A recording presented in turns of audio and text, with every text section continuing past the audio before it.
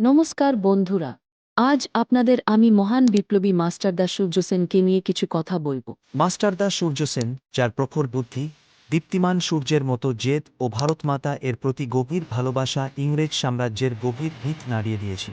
আজ আমরা তার জীবনে ঘটে যাওয়া একটা সত্য ঘটনার কথা বলবো, যে ঘটনা আরও একবার প্রমাণ করে দেশমাতৃকার প্রতি তার গভীর ভালোবাসা। বিয়ের রাত, মাস্টারদা এসেছেন বিয়ে করতে। বিয়ের মন্ত্র পড়া হবে, এমন সময় হঠাৎ পাশ থেকে একজন মাস্টারদার হাতে গুজে দিল একটা চিরকুট। চিরকুট পরে খুবই চিন্তিত ও গম্ভীর হয়ে গেলেন মাস্টারদা। গুরুত্বপূর্ণ নির্দেশ এসেছে কলকাতার দলের উচ্চমহল থেকে। ফুলশয্যার রাতে নির্জন কক্ষে সহধর্মিণী পুষ্পকে বললেন, তোমার কাছে আমার অপরাধের সীমা নেই। তুমি আমার অগ্নি সাক্ষী করা স্ত্রী। জীবনের শেষ দিন পর্যন্ত তুমি আমার স্ত্রী থাকবে। দলের গুরুত্বপূর্ণ কাজে আমার ডাক এসেছে।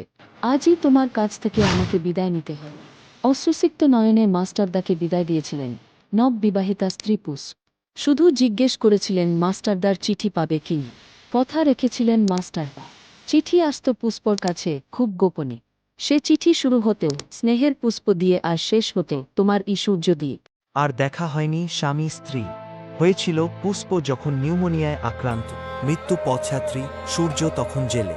প্যারোলে কয়েক ঘন্টার জন্য ছাড়া পেয়ে স্নেহের পুষ্পকে দেখতে এসেছিলেন মাস্টারদা, কিন্তু তার আগেই জীবনদীপ নিভে গেছে পুষ্পর।